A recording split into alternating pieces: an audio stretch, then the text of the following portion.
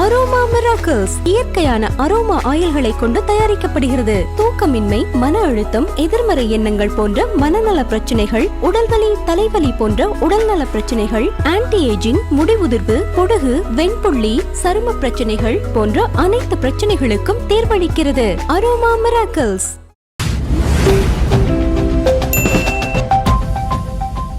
சமீபத்தில் ஒரு செய்தி பார்த்தேன் சார், அது உண்மையா நம்புவதான்னு தெரியல. இப்போ விஜய் குறித்து ஏதாவது ஒரு வீடியோ பெரிய அளவில் போகாது. ஏன்னா இப்போ இந்த கரு துயர சம்பவத்துக்கு பிறகு திமுக அந்த வீடியோலாம் ஓடக்கூடாதுன்னு சொல்லிட்டு பேன் பண்றதா இந்த தகவல் வருது. அது உண்மைதானா? அதாவது திமுக விஜயனுடைய செல்வாக்கை குறைப்பதற்கு நிறைய வேலை பார்க்குறாங்க. அதுல எந்த மாற்றமே இல்லை. எந்த அளவுக்கு அப்படின்னா, இப்ப அவர்களுடைய குடும்ப ஊடகமான சன் தொலைக்காட்சியில தேர்தல் வரைக்கும் விஜயனுடைய படங்களை நீங்க ஒளிபரப்பக்கூடாது, தேர்தல் வரைக்கும் அவர் நடித்த பாடல்களை நீங்க ஒளிபரப்பக்கூடாது.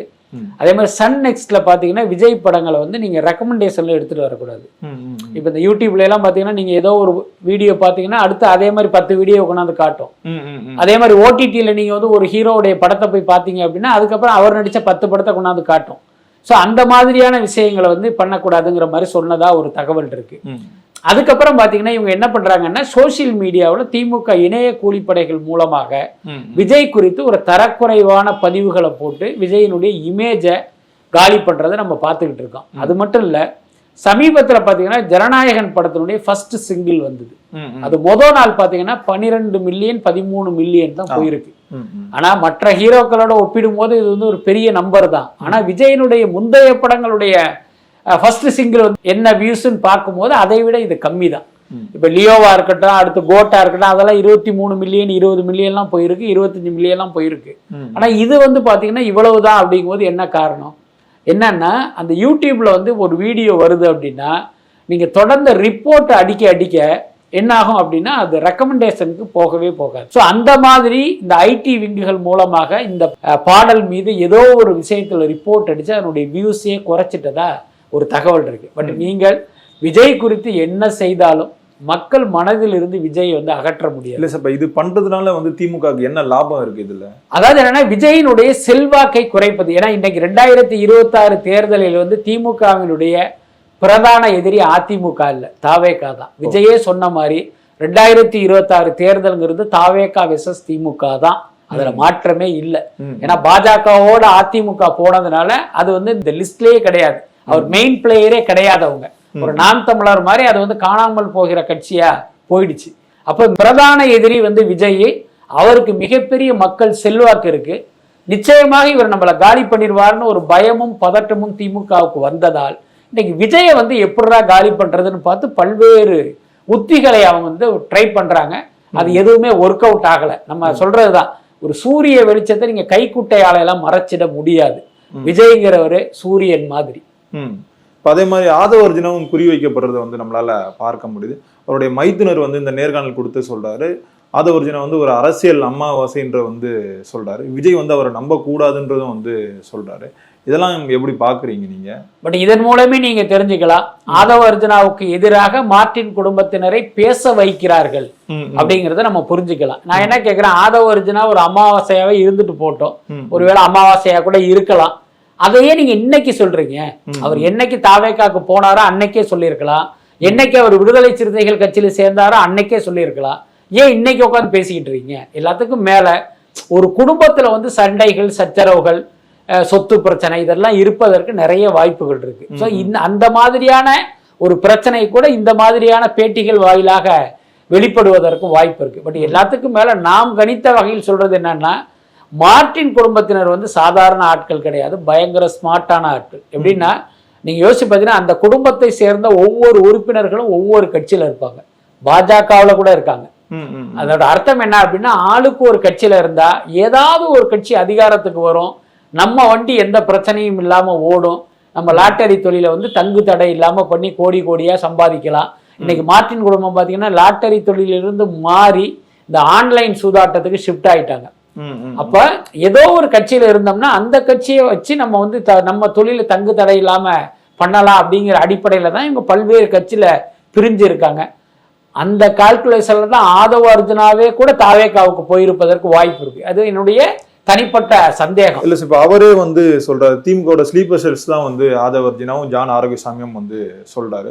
இந்த பொய்யான செய்திகளை வந்து பரப்புவதற்காகவும் தாவேக்கோட செல்வாக்கு உடைக்கிறதுக்காகவும் ஆதவர்ஜினா வந்து தொடர்ந்து செயல்படுறாருன்னு வந்து சொல்றாரு சார். அத வந்து நம்ம என்ன கருத்து சொல்றதுன்னு தெரியல. இன்னொன்னு அவருடைய பேட்டியை வைத்தே நமக்கு தெரியுது ஆதவர்ஜினா மீது ஒரு வன்மத்தோட அவர் பேசுறாருன்னு தெரியுது. அப்ப என்ன அர்த்தம் அப்படின்னா, அவருடைய நோக்கத்தை எனக்கு எப்படி தோணுது அப்படின்னா, ஆதவர்ஜினா வந்து தாவேக்காவுல வந்து ஒரு மிகப்பெரிய இடத்துக்கு போயிட்டார். கற்பனைக்கு எட்டாத ஒரு உயரத்துல விஜய் வந்து அவரை உட்கார வச்சிருக்காரு. அப்ப அந்த இடத்திலிருந்து இவரை காலி பண்ணணும் அப்படிங்கிற நோக்கம் தான் அதிகம் இருக்கிறதா எனக்கு தோணுது. என்னன்னா, ஆதவர்ஜினாவுடைய திமுகவுடைய ஸ்லீப்பர் செல்லுன்னு சொல்றதோட இவர் நிறுத்திக்கிட்டா பரவாயில்ல, ஜான் ஆரோக்கியசாமி திமுகவுடைய ஸ்லீப்பர் செல்லுன்னு சொல்றாரு பாத்தீங்களா. அப்ப இதன் மூலம் என்ன புரியுது அப்படின்னா, விஜய்க்கு யாரெல்லாம் பலமாக இருக்கிறார்களோ அல்லது விஜய் யாரையெல்லாம் தன்னுடைய பலம் என்று நம்புகிறார்களோ அவங்க மேல இப்படி ஒரு அவதூற பரப்பி விஜய்க்கு வந்து அவர்கள் மீது ஒரு சந்தேகத்தை ஏற்படுத்தி அந்த இடத்தில் இருந்து அவர்களை அகற்றுவது, அதன் மூலமாக விஜயை வந்து பலவீனப்படுத்துவது, இது வந்து இவங்களுடைய மோட்டிவாக இருக்குமோ அப்படின்னு எனக்கு தோணுது. தாவேக்கோட இந்த அடுத்த கட்ட நிலைப்பாடா என்ன சார் இருக்கும்? அதான் தேர்தலை நோக்கி தாவேக்கா வந்து நகர்ந்துகிட்டு இருக்கு. இந்த கரூர் பிரச்சனைங்கிறது கிட்டத்தட்ட முடிஞ்சிருச்சு. இப்போ இனிமே யாரும் ஏன் நீங்க அவங்கள போய் பார்க்கலைங்கிற பேச்செல்லாம் பேச மாட்டாங்க. அதை கிட்டத்தட்ட அவங்க சரி பண்ணிட்டாங்க. இன்னொரு பக்கம் அவருடைய சினிமாவுக்கான ப்ரொமோஷனும் தொடங்கி நடந்துகிட்டு இருக்கு. எனக்கு தெரிஞ்ச அந்த ஜனவரி 9ஆம் தேதி அந்த படம் வரப்போகுது. அது வரைக்கும் அந்த சினிமா மீது ஒரு சின்ன கவனம் விஜய்க்கு இருக்கும். ஸோ அந்த படம் ரிலீஸ் ஆனதற்கு பிறகு முழு மூச்சோட அவர் அரசியல் பக்கம் தான் தன்னுடைய ஃபோக்கஸ் திருப்புவார். அதுக்கப்புறம் தேர்தல் வரைக்கும் முழு மூச்சா அவருடைய பிரச்சாரம் இருக்கும். அதே நேரம் அந்த ஏற்கனவே கரூரில் நடந்த அந்த அசம்பாவிதத்தினுடைய அனுபவத்தின் அடிப்படையில் அடுத்து நடக்கிற கூட்டங்கள்லாம் கொஞ்சம் முன்னெச்சரிக்கை பாதுகாப்பு நடவடிக்கையோட செய்வார் அப்படின்னு நினைக்கிறேன். இப்போ விஜய் அவர்கள் இந்த அரசியல் வந்ததுக்கு அப்புறம் அவருடைய தொண்டர்கள்லாம் வந்து இந்த தற்குறிகளா வந்து சித்தரிச்சு சொல்லிட்டு இருந்தாங்க. இப்போ அந்த திமுக வந்து அந்த குரல் வந்து எழும்ப ஆரம்பிச்சு, யாரையும் வந்து தற்குறிகள் வந்து சொல்லாதீங்க, அவங்களுக்கு நாம வந்து அந்த அரசியல் படம் வந்து புகட்டணும் அப்படின்னு சொல்றாங்க. இன்னொரு பக்கம் வந்து கல்வியில் சிறந்த தமிழ்நாடுன்னு சொல்லிட்டு ஒரு விழா வந்து எடுக்கிறாங்க. இன்னொரு பக்கம் வந்து கொள்கையற்ற ஒரு கூட்டம் வந்து இருக்குன்னு வந்து சொல்றாங்க. இதுவே ஒரு பெரிய முரணா இருக்கே சார், இதை நீங்க எப்படி பாக்குறீங்க? அதாவது ஒரு யதார்த்தத்தை வந்து நம்ம புரிஞ்சுக்கணும். இப்போ திமுகவில் இருக்கிறவன் எல்லாம் அறிவாளி, அதிமுகவில் இருக்கிறவன்லாம் அறிவுஜீவி, தாவேக்காவில் இருக்கிறவன் மட்டும் முட்டாப்பைய அப்படின்லாம் நம்ம பொதுமைப்படுத்தியெல்லாம் பேசிட முடியாது. தாவேக்காவிலையும் மெத்த படித்தவர்களும் இருப்பாங்க, திமுகவிலையும் பார்த்தீங்கன்னா ஒரு அடி முட்டாள் கூட இருப்பான். ஸ்டாலின் யாரு, உதயநிதி யாருன்னு தெரியாத முட்டாள் கூட திமுகவில் இருப்பதற்கு வாய்ப்பு இருக்கு. தாவேக்காவில் பார்த்தீங்கன்னா ரசிக மனநிலையெல்லாம் தூக்கி போட்டுட்டு ஒரு மெச்சூர்டா அணுகிற ஆட்களும் இருப்பதற்கு வாய்ப்பு இருக்கு. அதே நேரம் திமுக என்ன பண்ணுது அப்படின்னா, விஜய் அரசியலுக்கு வந்துட்டாரு, விஜய் மீது நம்ம பல தாக்குதல்களை நடத்தி பார்த்துட்டோம், எதுவுமே ஒர்க் அவுட் ஆகலை. ஏன்னா இப்போ நீங்க பார்த்துருப்பீங்க, 2 நாடுகளுக்கு இடையில ஒரு போர் நடக்கும்போது பார்த்தீங்கன்னா ஒரு நாட்டின் மீது இன்னொரு நாடு வந்து ஒரு ஏவுகணையை ஏவுவாங்க. அப்ப பாத்தீங்கன்னா அந்த இன்னொரு நாடு அந்த ஏவுகணைய வானத்திலேயே வந்து வழிமறிச்சு அதை தாக்கி என்னன்னு செயலிழக்க வைப்பாங்க. கிட்டத்தட்ட அந்த மாதிரி தான் விஜய் மீது திமுக வந்து நிறைய அவதூறு ஏவுகணைகளை அனுப்பிக்கிட்டே இருக்கு. ஆனா அது பாத்தீங்கன்னா அப்படி பாதிலேயே புஸ்வானமா மாறி போனதை நம்ம பாக்குறோம். அதுக்கு பெரிய உதாரணம் என்னன்னா, விஜயனுடைய அந்த தனிப்பட்ட கேரக்டரை அசாசினேட் பண்றது. இவன் ஒரு பொம்பளை பொறிக்கு, இங்க பாருங்க திரிஷா கூட அங்க போறான், கீர்த்தி சுரேஷ் கூட இங்க போறான் அப்படின்னு தரக்குறைவா பேசுறது. அப்புறம் இவன் வந்து ஒரு குடிகாரன், 6 மணிக்கு மேல குடிக்கலன்னா கை நடுங்கும், அதனால தான் இவர் 6 மணிக்கெல்லாம் வீட்டுக்குள்ள போய் பூந்துக்கிறாரு. இந்த மாதிரி பலவிதமான அவதூறுகளை சொல்லிக்கிட்டே இருந்தாங்க. ஆனா இது எதையுமே மக்கள் வந்து சீரியஸா எடுத்துக்கல, எல்லாத்துக்கும் மேல அதை நம்பவும் இல்லை. நீங்க பாருங்க, விஜய் வந்து நாகப்பட்டினம், திருவாரூர், திருச்சி, கரூர், நாமக்கல்லாம் ஒரு சுற்றுப்பயணம் போனார். ஒரு பேச்சுக்கு சொல்றேன், இந்த திமுகவுடைய இந்த அவதூறு பிரச்சாரத்தை மக்கள் நம்பி இருந்தால், முக்கியமா பெண்கள் நம்பி இருந்தா விஜயை பார்க்க போவாங்களா? அம்மா இந்த பையன் ஒரு குடிகாரன், இவனை எதுக்கு நம்ம போய் பார்க்கணும், வீட்டிலேயே கடை அப்படின்னு வீட்டில் உட்காந்துருப்பாங்க. அவன் இந்த பையன் பொண்டாட்டியை விட்டுட்டு திரிஷா கூடவும் கீர்த்தி சுரேஷ் கூடயும் போயிருக்கான், இந்த பையனை நம்ம போய் பார்க்க வேணாம் அப்படின்னு வீட்டிலேயே உட்காந்துருப்பாங்க. ஆனா அப்படி எதுவுமே நடக்கலையே. எல்லாருமே விஜயை பார்ப்பதற்கு ஒரு பேரெழுச்சியோட கிளம்பி போனதை பார்த்தோம். 41 உயிர்கள் போகிற அளவுக்கு அங்க ஒரு பெரிய கூட்டம் கூடியதெல்லாம் நம்ம பார்த்தோம். இப்போ இதன் மூலம் என்ன தெரியுது அப்படின்னா, இவர்களுடைய அவதூறு பிரச்சாரத்தை மக்கள் இடது கையால் புறந்தள்ளி விட்டார்கள். இதுதான் உண்மை. அப்ப ஒரு தலைவனை நம்மளால அசைக்க முடியல, அப்ப என்னடா பண்றதுன்னு அடுத்த யோசிக்கிறாங்க.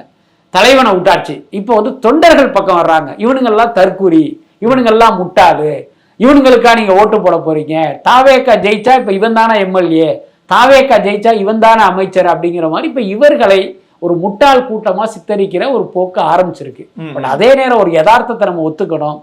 விஜயனுடைய கட்சியில் இருக்கிற பல பேர் இன்னமும் ஒரு ரசிக மனநிலையில் தான் இருக்காங்க, அதுல மாற்றம் இல்லை. அதுக்காக அவங்கள நம்ம தற்குறி அப்படின்னு ஒரு பெரிய வார்த்தை கொண்டு விமர்சிக்கணும்னு அவசியம் இல்லை.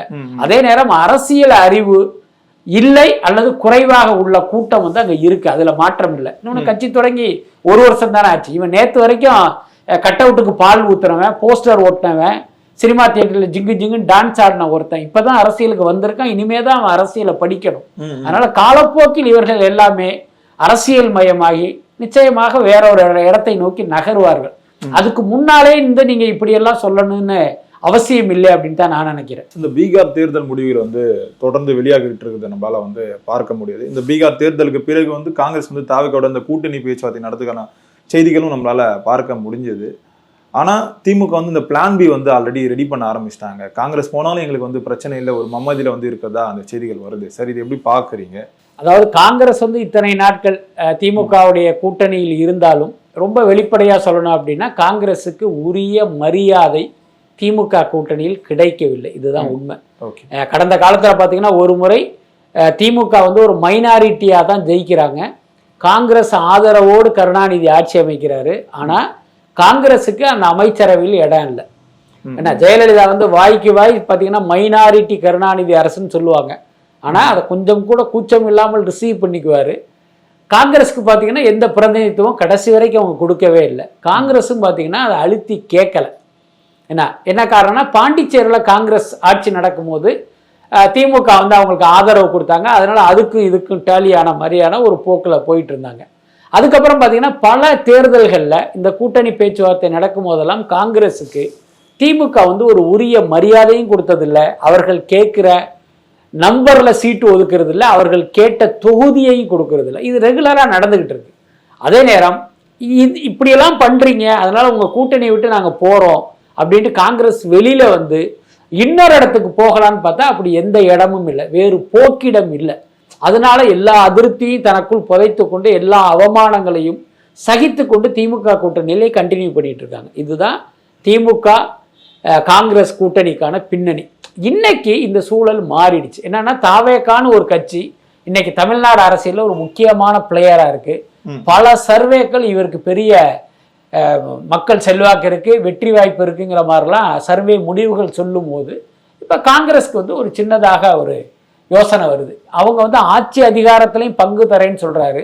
அப்ப நம்ம விஜய் கூட போனா என்ன? விஜய் கூட போறதுல கூடுதல் அனுகூலம். விஜயினுடைய செல்வாக்குங்கிறது தமிழ்நாட்டோட நின்று போல பாண்டிச்சேரி, கேரளா, கர்நாடகா, ஆந்திரா இங்கேயும் கூட வந்து அவங்களுக்கு பெரிய அளவுல ஹெல்ப் பண்ணும். இங்க எல்லாமே விஜய்க்கு வந்து ஒரு பெரிய கூட்டம் இருக்கு. அப்ப இதையெல்லாம் அவங்க யோசிச்சு அப்படி ஒரு எண்ணத்துல அவங்க இருக்காங்க. ஸோ இப்ப எதிர்காலத்தில் அதாவது இந்த கூட்டணி பேச்சுவார்த்தைகள் தொடங்கும் போது இந்த அவமானம், இந்த குறைவான எண்ணிக்கையில் சீட்டு ஒதுக்கீடு போன்ற விஷயங்கள் நடந்தால் அந்த கட்டத்தில் காங்கிரஸ் தாவேக்காவை நோக்கி நகர்வதற்கு வாய்ப்பு இருக்கு.